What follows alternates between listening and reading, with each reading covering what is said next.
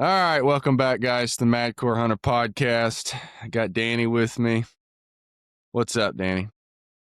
Man, I was just I guess chatting about it a little bit before I got on there. I was laughing because Black Friday sales and Cyber Monday. So I was thinking of an old Hank song that was talking about spending every dollar you ever made, because been shopping for sure. So, But yeah, I was in Illinois and I hunted like a Banks redneck style blind all day the first day. And dude, I had an extra power bank and I was just up there researching and spending money. I, I got rid of social media, dude. So like now all I do is research gear, and I went with I got some shirts, and I got new underwear. I know we talked about underwear.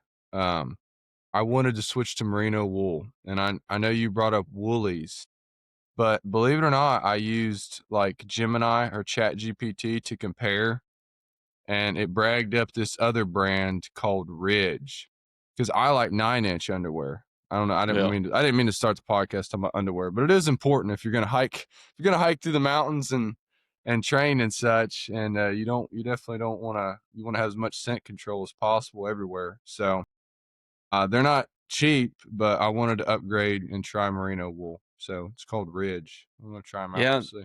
I hadn't heard of that one. Woolie's what I use, and which, man, they're comfortable as can be. I really like them, but I will say that, which this is everything. I mention them all the times, but I will wear them out. They have lasted over a year for me, but I will wear them out because I'm wearing them not just for hunting. I've switched to them for everyday use. But Yeah, that's what I'm doing. one of the most comfortable pairs I've ever used. And I know First Light, I think maybe Zach ordered some. They got some on a sale because their stuff is expensive. It's like $50 for their wool a pair, and I think they were 15 or $20 off. But yeah, I'm kind of the same way. Just been messing with saddle stuff. I've got a I recently got into Hunt Arsenal platform, Yeah, those are and dude, nice. they are awesome. They Like grip enough the that tree good, is what I've heard. Yep, and they're the lightest ones I've come across.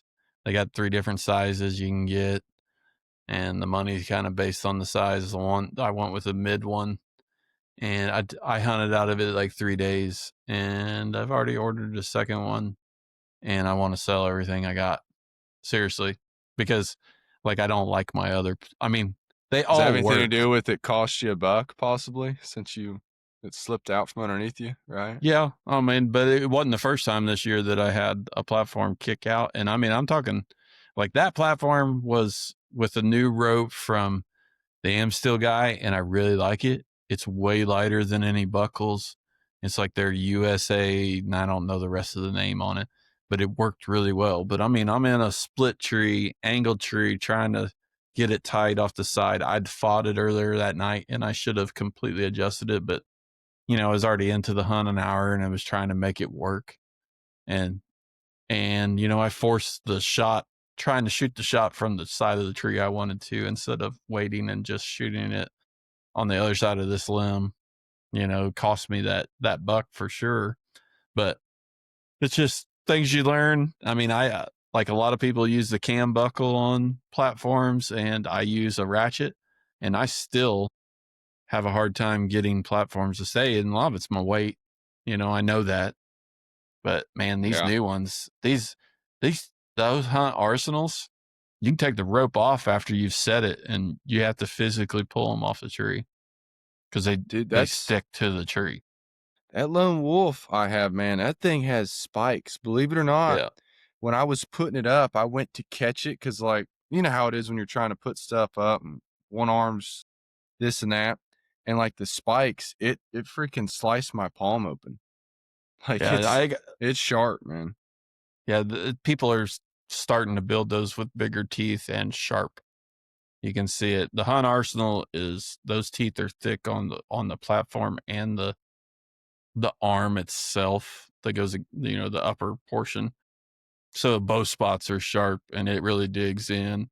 Um, Obendorf had one of the Latitude, and those have got some really good teeth, and it's sunk in a tree. It was a nice platform. It's quite a bit heavier.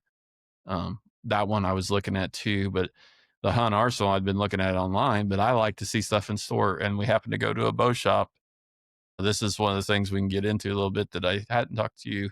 Is we shot the new bows while I was there in Yeah, what Illinois. do you think? What do you think? Um, I'm gonna tell you, you owe it to yourself to go shoot the new Matthews. Really? It's pretty good, huh? Obendorf had already built like a bow with Hoyt. Was gonna buy the new. He wanted a shorter bow. He's already got a carb. He's got like the RX9, I think, the Ultra that he really liked, and he was going to buy one of their shorter. But I shot both the longer and the shorter carbon, and shot the aluminum bow. And I'm not a Hoyt guy. I'm not gonna say that. Nice bows. They shot. I liked them way better than the RX9s that I shot. I did not like that bow last year, Mm-hmm. but I've shot the RX8 quite a bit, and I liked that bow. But they were nice. He had it on order. He had no interest in shooting the Matthews, and we ended up back there because I actually bought an 8er too, which is something I don't like. But that Hunt Arsenal has the 8er that is a step. Okay, that butts up against a tree. It's not just a rope. Those things are pretty cool, and I've tried them out already on a couple sets, and I could make those work. I don't really get the point, because a step to me is, why not carry in another stick? Well, it's You weight. know, You're cutting weight. I Rope's know, like, but you're like, when I'm using the one sticks, you're not. I guess it's maybe a half a pound to have those two steps, but to me, it just doesn't make a lot of difference. I say just And the other bulk and thing, weight. have you seen Hunt Arsenal's like what are those sticks that slide in? They go from like 18 or Yeah. 20 inches.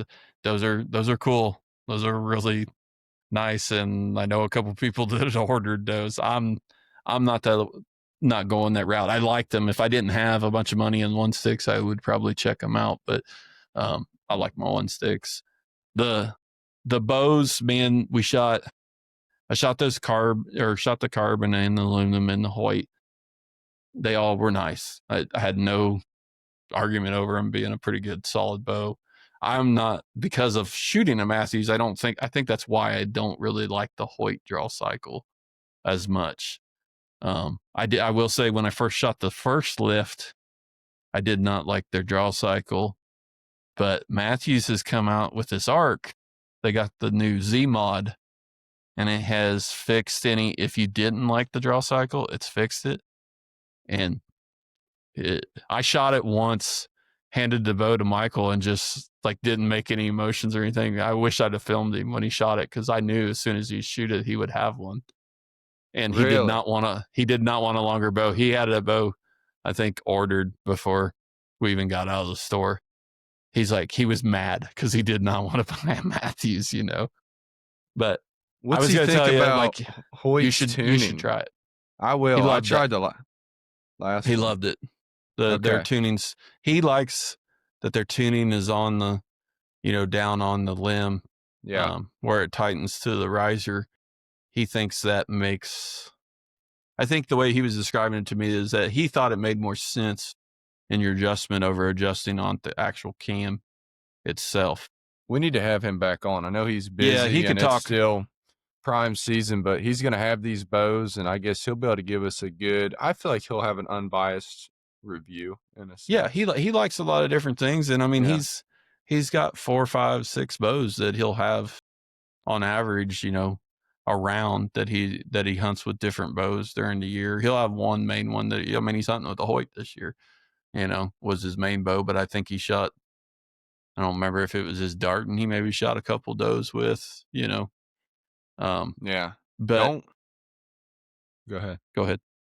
I just was going to say, don't quote me on this, but I'm thinking about going recurve next year, and I don't know Yeah. if I can do it for elk, but I think whitetail, I'm going to go full recurve. I'm really debating on it.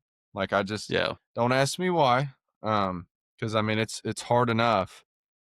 Just It's the way I've fun, been dude. hunting. Yeah. It's just, I want to do that. I'll probably, see a 180 at, 45 yards or something and You make got you somewhat fun of them. gotta you gotta be okay with shooting closer range, and I'm sure you'll be like me, you'll wanna stress it out still a little bit, but, um, I would suggest not being like I was. I hunted a full year, with a recurve, but man, I carried both bows a lot. Like, I would sit in a stand with a compound and recurve, and I Nah, I'm probably not doing it. I shouldn't have done it. It was too much extra work for one thing, and then, if it's there and you shoot and miss with a recurve, then you're kicking yourself in the butt, or, like I had a really big buck I was hunting that year, nice 6 by 6, and, you know, I didn't get a shot the first night that I hunted him, so I was like, "Eh." And then I think the night I shot him, I knew it was gonna be a long shot, and I just took the compound, and, I mean, I'd never got him shot with a recurve probably Yeah. because he was starting to get it was hunting early season, and the first night, had he got there early enough, I'd have got a shot with a recurve, but I shot him 3rd or 4th day, and he was starting to be a little more elusive and stuff, so I was glad I had the compound, but I tried to shoot a whitetail.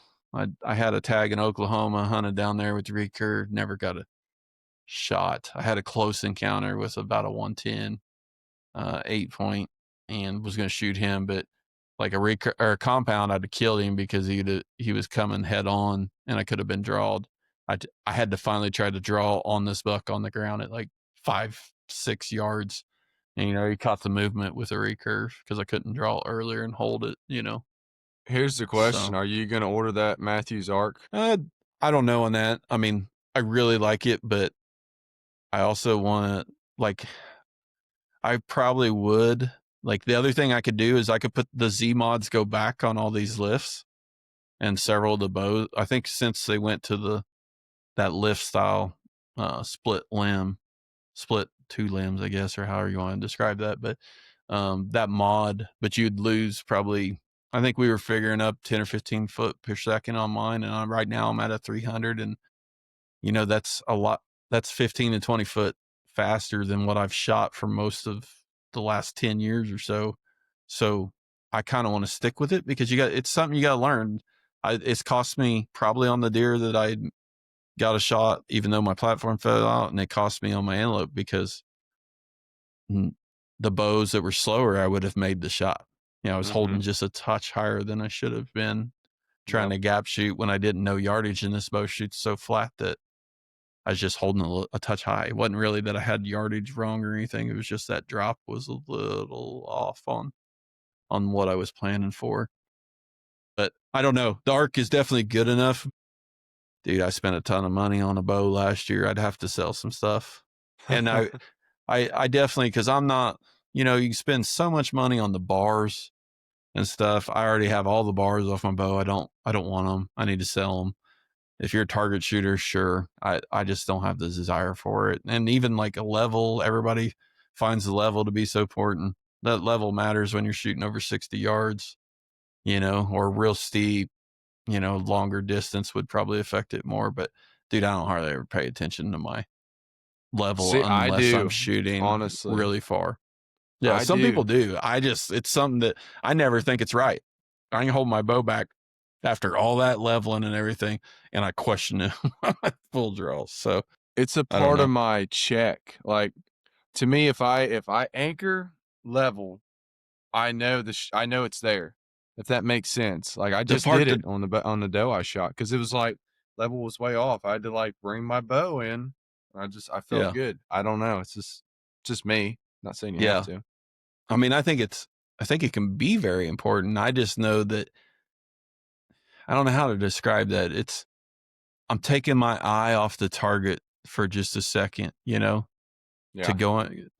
I would think of it like playing football, like you physically looked, how some guys are more instinctive when they go through their checks, but if you see those some quarterbacks where they got to look at their first read to the left, and then they physically got to move their head to the right. That's what I feel like when I look at the level. It's like I've took my eye off of what I should be concentrating on just a touch. It's kind of weird. But the arc was definitely definitely a bow that I will probably want to have. And they go, the other thing is I'd have to, they go to 32. So it'd be a touch short for me, Mm. 32-inch draw length. They're, man, they're like 34 and something, I think, axle to axle on that bow. So it's just a touch longer. But yeah, Michael definitely has got one order. So yeah, Well, he we'll was have all him on about the it. podcast. Yeah. He can explain it all. He did, like I said, Hoyt's tuning system's pretty awesome, but I liked what Matthews did, Yeah. with that tuning system a couple of years, and Hoyt finally did it. And I think it'll work out really well. It's going to make a world of difference with tuning with all the bows going to that now. Yeah, I I would did I would like that for sure. we ran into a expedition sales rep while we were at the store. He brought out the bow, and like I got to talk. Guy was a talker, like car salesman, Yeah. talking to him, and we were all in a hurry. We didn't have very long, and trying to shoot those Hoyts. And I'm in, like, when Michael goes shoot, like he's got his own, handheld bow for testing the weight for draw when you draw back. He's got that with us. We got our own releases. I mean, the only thing he didn't take in was his own arrow. He's making adjustments on the bow at the bow shop. Like, they know him well enough that they don't say anything, but he's adjusting. He wants to get the weight to exactly. He wants the draw length what he shoots, and he wants the weight exactly what he's shooting, just so he gets a very equal comparison between that bow and his old bow, or any Mhm. bow he's comparing. So, I mean, you have to take some of that with a grain of salt. That I'm talking about is I shot these bows at Michael's draw length. So there Yeah. would, but I feel I'm mostly looking at draw cycle and how the bow feels in my hand after I fire. So I can tell a lot about it, you know, but I know, like, and I wasn't trying to push Michael towards a Matthew whatsoever. It was just when I shot it, it kind of blew me away how it felt, because it felt better than my bow, Mm. Okay. Yeah. It's worth trying, but I mean, I shot a lift 2 years ago and thought they were the worst thing in the world, but it was because it was multiple, like, even that bow, as good as it shot, timing was out a little bit on it. That was stuff we were looking at. I think the And that one I makes a, shot, they just pulled it out of the box. It's hard for me to find a left-handed one. You gotta realize I don't have that luxury. I finally found somebody like, "Oh, yeah, we have a new left-handed." I'm like, "Just let me shoot it." I kinda felt bad because they had to pull one out of the box and set it up, fast. I feel like it was out of time because it felt awful to me. and people got to know that even though you're at a bow shop, especially if you're going right now when it's just a crazy time for them with the new bow releases, or yeah, um, all these, even though they may say it's all set up, they might got your draw length in. It don't mean anything's tuned or timed or any of that. That's all they So, like, do. They do draw length, and they put a whisker biscuit on there and say, "Here you go." So, yeah. I guess So to you be got to fair, know you that. wanna shoot each bow at its best, in a sense, and that's what Michael's doing. Yeah. And I mean, the expedition, I shot an arrow out of it, and I didn't like the looks of the bow. There was a new, like, I forget what that bow was called, but it was made out of like a magnite. I think it was some newer style material. Yes, they got a whole video on YouTube about dragging that bow behind a vehicle through the field and, like, freezing it in an ice block, all kinds of harsh condition testing. I've seen that video. He was all talking about it. And I was trying to find out if they had anybody dealing in Wyoming, anywhere near me, and they didn't. But I shot two of their bows. I shot that. I, I think that's material is magnite, but I shot it. I didn't like the looks of the bow. Very mechanical looking. There was just seemed like there was a lot more bolts and stuff all over it, and it just looked odd. And I shot it a couple of times, and I was trying to be nice and wasn't saying too much about the bow because it's rep.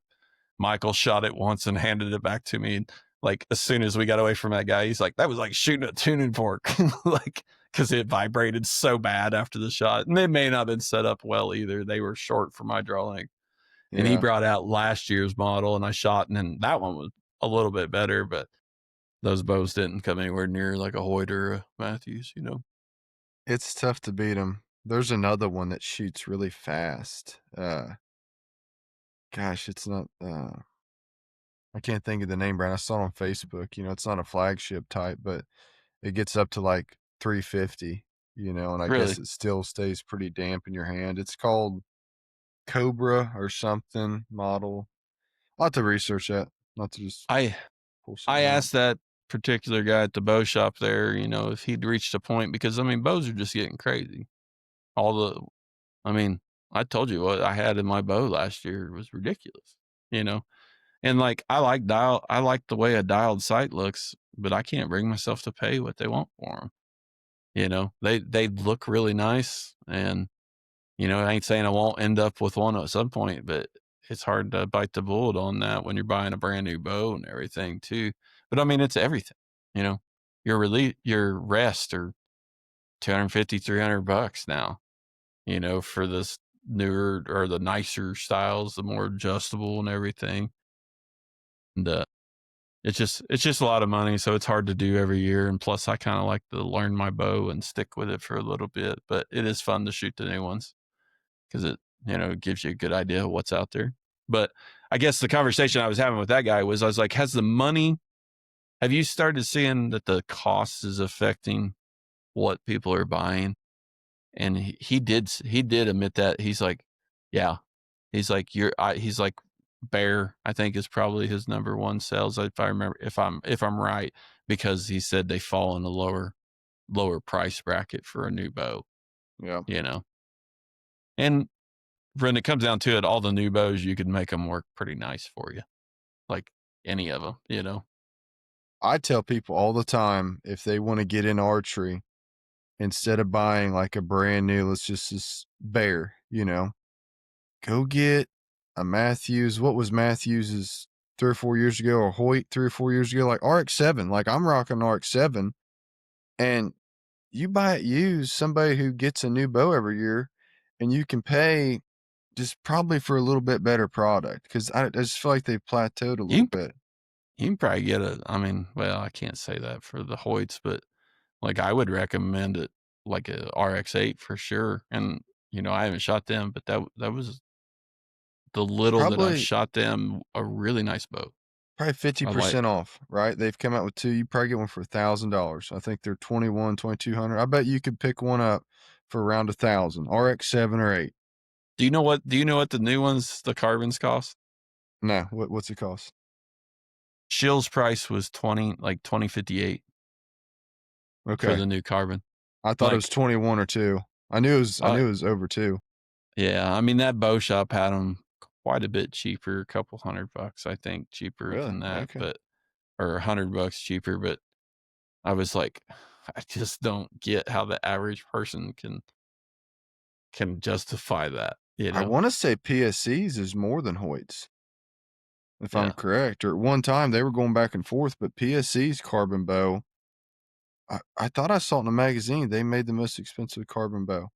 yeah, Maybe that was and a I year ago. mean, I don't and know. I don't get I understand, they're that everybody would say lighter, and that's not correct. The Matthews aluminum is within a couple ounces of the carbon, on some of those lifts. They're like one's 4.3 and I think one's 4.1, on the bigger carbon.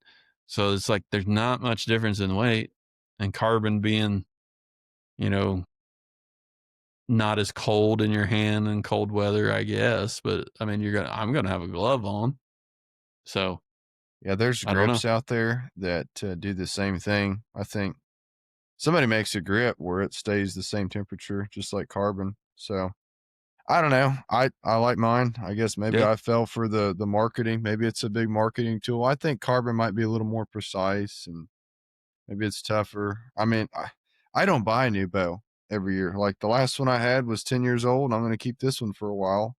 It shoots great, and I just yeah, told you I'm thinking about reverting. I'm thinking about going to attack on. yeah. I do Just because like. the stuff is getting crazy. I want to ensure, like, I was watching some Fred Bear videos, and it's just like we've gotten pretty far from where, how it all started. Like all the trail cameras. Like I've talked to guys running 60 trail cameras.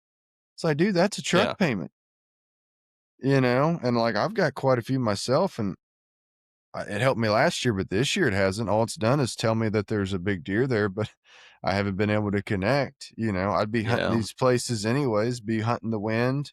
I have a pretty good idea where they're coming. I don't know. They'll also make you not hunt a spot that's got deer. And it don't if you got a camera that takes a picture the way you point it, it don't take much for a deer to bypass that camera. Well, I hunted last night and I saw 11 does. My cameras never showed any of them.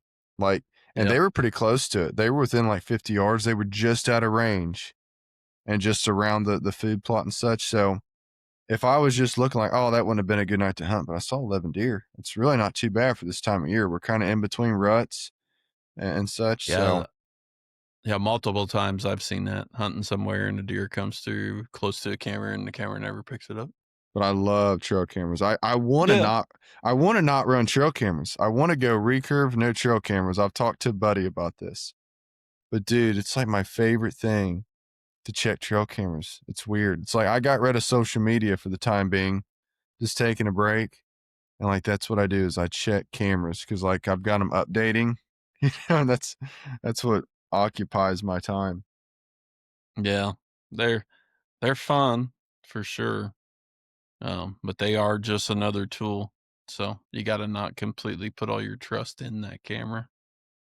You know, that's something I try to remember. Just it's nice to kind of have an inventory on what you have in an area, but I still like even if you're not seeing deer, I still believe there's deer moving somewhere, you know? Real quick, I know we wanted to talk a little bit about gear. This one's not going to be as long. Um, I hunted Illinois just a couple days. Honestly, you could say a day and a half because we had bad weather come in. And I'll be back. We just had some time off over Thanksgiving and didn't see a lot, but the temperatures were cold, man. I sent you a video like I was covered in snow, windy, and I was impressed with my gear. Maybe I'm a little bit late to the game. It's been out a while, and I guess I was saying it wrong. It's Sitka Fanatic, not Fantic. So Yeah. for those I Yeah. was saying it wrong, it worked good. I thought it worked well, and you have that too, and I think you've even upgraded. So what are your thoughts? Yeah, I really like them. Like they are extremely warm. They work really well. They're their quieter system from Sika. Um, I now I didn't like the Fanatic jacket, which most people have not found it to bother them, but I did not like the side zip on it. I fought it and I blame it on being a bigger dude. I don't like it, but very comfortable jacket. But because of the like suede type of material that's on it, it's a little heavier than their other option, which is the incinerator. And the incinerator looks more like a sleeping bag on the inside. They're a little slimmer fit, but they're supposed to be a little, I don't know if they're, I would say warmer. I don't know that. They're both made for cold, real cold temperatures, but that incinerator jacket's got a little more noise than the Fanatic, but I think it's warmer and it's lighter. And I just did get the bibs. I finally got a deal on those and got the bibs and just tried them on. They fit. But the bibs are way lighter than the Fanatic bibs themselves, but they are going to be a little touch noisier in a tree. They're not bad. I've shot a bow. I've shot a few deer with that incinerator jacket on, and I think I've shot a few with the Fanatic on. The Fanatic's, just a little quieter on the draw than the One thing to incinerator. note is they come in left and right hand jackets, and I got lucky, or maybe when I ordered, I specified I got left-handed, which was great. So that zipper comes from my right to left. Yours would come from what, left to right, I believe. The way that pocket's right here. Yeah, and then they even have a magnet that keeps the collar down so it doesn't get in the way of your string or your anchor point. So Yeah, if you're hunting, you know, below 20, like they're as far as a Sitka clothing, that's a very good setup. Like I swear you can almost wear that with nothing else with it and be pretty warm. Well, you I know. couldn't put much underneath mine. I went with an XL. Probably could have went 2XL. I talked to you about this, but if you get too bulky, man, like you can't draw and you'll end up just getting bunched up. So it is a And on jacket to the be made, not to wear a lot underneath of it. I think I put a puffy underneath of it and like a vest and a tight fitting cold weather long yeah, john. and on that Fanatic itself, I think it's got like the shooter sleeve on your opposite arm that you're drawing with, Yeah, that way where your that's got the tight bowstring. sleeve on there. Yeah. Um, so they really thought out some of their gear, and I think I don't know enough on. I mean, I got some Kuya gear, but Kuyer's got some um, really nice whitetail stuff now too that are made Oh for yeah. this same temperature, for Yeah, this the real low temperatures. proximity and super down haven. But dude, it's so expensive. I got a killer deal on this. I hate to even tell you how much I paid because it was brand new. Like I paid like I got like 75% off or something crazy. Yeah, I don't know how Um you got what you did, but I don't either. There might have I guess that's all we're gonna say about that. But I yeah, would not have spent $1,000 on this set. Like I've got some other jackets and such. I just would have suffered. So this is like, hey, if you want to drop money, these are things to consider. Or, I think they give military discounts if you're yep. If military. you're military, Catch a sale. they're a big discount, or like policeman or firefighter, First you know. responders. Yeah. Yep, So and that's most of the brands. First Light, I think's got it. I know Kuiu and Sika both have that, and they're heavy discounts. So I think they're both 40%. So, yeah. they got some real good stuff out there. If anybody needs a Fanatic set, I might have one for sale, but it needs to be bigger guy. Yeah. Yeah. I'm happy with mine, and this I liked my puffies underneath of it. That I've got Q's lightweight down puffy, so that's what I put underneath because it'll compress just enough so it's not real heavy or bulky underneath there, but that's gonna really up the insulation. I think Kuyu's Super Down Haven basically already does that. They incorporate down into it to make it lighter, but they put it on the inside that way you won't compromise it if you hit briars or brush. I believe Yeah. so. Or, When they I quiet it down. when I was in Illinois for that, 35 to probably 55 range, I was wearing, like, I had, if it was windy, I was in the Stratus system that has a windproof system for Sitka. That works really well to block the wind, and it's a fairly quiet material. Um, I got bibs and jacket in that, a vest that I really liked, but we got up to like plus 40. I was wearing their Traverse, and their Traverse is, I like it. It don't have the wind stopper, but it's quieter. It's a really stealthy outfit. That was what I was wearing mostly in Illinois. Was that Traverse and the Stratus? I'm a big like hoodie and vest, and then I'll take Kuiu has a synthetic down jacket, and I hunt the heck out of that for whitetail because it's lightweight and it's quiet for bow hunting. So until it gets below 32, I'm running like a layering system of what I have. Like I've got First Light, Under Armour, I've got a little bit of everything. I don't, I got the Kuiu and this and that, but like when it gets in the 20s, that Fanatic set comes out. And I don't think you'd really want to wear it unless it's below 32. That's just me. Unless it's real windy.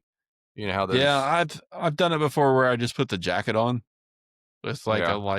like a light liner shirt on or something, if you really didn't want to have anything else on underneath. Or if it, like it was cold, real pretty cold in the stand where you had to put on several layers. If I could carry the jacket, it's just, that's a big set. I've packed them in before, Oh yeah, you got to carry you it. know. Don't walk with it in. Yeah, the other thing I do is unzip the legs completely and like fold my legs up into my harness or my saddle so that I could walk if I got to walk like a mile in. I've Yeah. done that before with the bibs and then completely carry the jacket. But dude, with filming and everything, like it, like I dang near got to carry my elk pack. I mean, between steps, a saddle, I mean, that's the worst thing is I've always got 10 extra pounds with the dang camera, so it's a lot. It just is. Like, I get frustrated. I love filming, but yes, I'm also frustrated because it's like, man, I'd be so much more comfortable packing in all the time if I didn't have that dang camera, the camera arm, the base. Just a Yeah, lot. I ain't doing it. I think I'm gonna upgrade to the new iPhone, and I might get Lone Wolf's, like, pocket razor, and if I wanna film, I'm gonna do it that way. Cause heck, it's you have to buy a pretty expensive camcorder to, like, kinda compare, and it's right there in your pocket. I And I, just you've got I more don't, passion to film than I do. and I don't know why. I don't do anything with it. I just have footage saved. I Like, I know. gotta, I gotta put it on YouTube, but for whatever reason, like, I feel like like, if I shoot a deer and I didn't get it on film, it's like, huh, you know. I I don't mean, have that, man. I I'm not don't. that way with a probably a buck as much. I don't let it keep me from shooting an animal because I did that some and it cost me a few, but it's definitely cost me a couple shots. It came into effect on that when the platform fell. The camera was in the way, and that caused. I'd say the camera had more to do with me missing the buck than the dang platform falling out. They were simultaneous, but you know, they cost me on an antelope during gun for sure. It's dumb, but for whatever reason, I like filming. And I like looking back. Like I did get that miss of the buck when when the platform fell. It was all on camera. It was great. It looked like somebody was filming me almost the way that the camera fell. But Yeah. I did get I shot a doe in Illinois. That was kind of fun. As I shot this doe at like 40 yards, and on camera, the shot looks pretty good. And she kind of hunched up and ran about 30 yards. Well, she ran closer to me and got in front of a trail camera he had. And I was like, I wish that trail camera would have had video because I shot her a second time. I double tapped her, shot her a second time in front of the camera. And like on the picture the camera gave us, it was kicking from the second shot. So you don't see the arrowhead, but I have a really cool picture that has a huge hole in that doe with her standing there before I shot her the second time from the first shot. And Huh. I was glad I shot her a second time because the way she reacted, I thought, man, I hit her just maybe liver. Because it looked like a good shot. It was behind the shoulder, but it was low enough that it made me think it might have been behind the heart. And the way she reacted told you it was a liver shot because she just kind of hunched up and had the tail down and everything. But she got up there and I was able to quarter one into her. But she took two mega meats, the big 3 blade broadheads, like even the liver shot, there was blood everywhere. Mhm. And she ran about 20 yards, probably 30 yards, shot her again. And she still took that 60 or 70 yards. There was blood just everywhere from that shot. And I mean, with the picture from the trail camera, it looks like she's got a baseball size hole in her side from those mega meats. Like I was highly impressed with the way they perform. The blood trails is what gets me. It's just wherever you hit them, you got blood. Mhm. Michael shot a deer, and like this deer probably died 20 yards from where he shot it, but it ran through a cornfield for about 100-yard circle, and it broke down its shoulder, and it was front was down. It couldn't get it on its feet as it was running, but that blood was 4 foot wide. It was one of the best blood trails I've ever seen. I couldn't believe that deer had took it as far as it did. Took it about 80 to 100 I yards. think they're better eating if they get all that blood out of them too. Yeah, it For helps when some you're gutting them and cleaning them up too. well, yeah, I think it gets it out of there, that's what you want when you're hanging it and such, so right on, man. Well, that's the update, everybody. I'm still this is really I'm just enduring. Really, this is I've had really good hunts in December. I'm excited for December. Gun season's over. That's kind of a relief. And I sent you some videos. I've got two good bucks that made it. In fact, I don't think any of our big deer got killed. There's only one, which he's a ghost anyways. I'm not really even hunting. He's so much of a ghost. I think he's still alive. So that's exciting because our food plots are great. And I think second rut hopefully will be better than first rut for me. And still got Illinois. I've still got vacation. I've even got a buddy, if we get time, he's got a place in Kentucky where he's like, "Dude, I have like 120-inch bucks running everywhere." He's like, "We need to take some out. There's like too much competition. It's like a management style." So I may even take him up on that and go down there and just have a little fun if we have time. We've got other tags, other things. December gets busy, but it's exciting. Uh, it's exciting. Yeah, good luck. I don't know what's next for me. It was so cold here that like I was going to pheasant hunt and I was like, I'm not chasing a little bird around in the 6 inches of snow and sub-zero temperatures this past weekend. I might get out this coming weekend, but Jordan's still got a tag here and I've got a few deer on camera, but it's going to be tough because it's bad cold and a lot of snow. But I've had a few bucks pop in the daylight in this spot, so might be able to get him a shot opportunity. And I don't know. I'm kind of done in Wyoming unless I doe hunt for whitetail, and I've got enough meat that I don't know if I'm going to do that. If all else fails, I'd probably still go hunting and find somebody that wanted some deer meat. But uh, Illinois is not completely off the table. I doubt I'll get back there, but if a lot of deer start showing up, I got about a 4 or 5 day window that I could maybe fly in. If not, another option is maybe going to Nebraska. I'd have to look for sure on their dates, but they usually got a over the counter muzzleloader whitetail tag that you can buy. Hmm.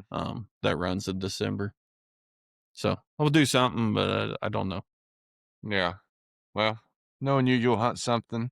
I've Yeah, still hopefully got some good hunts coming up. So we'll keep everybody updated. Appreciate everybody hopping on. We'll see you next week. That's all I got. Danny, you got anything else? just stay after it, man. You'll get on something here, I'm sure. Endure to the end, man. I'm going to endure to the end. All Yeah. right. See you guys. Good luck. Thanks.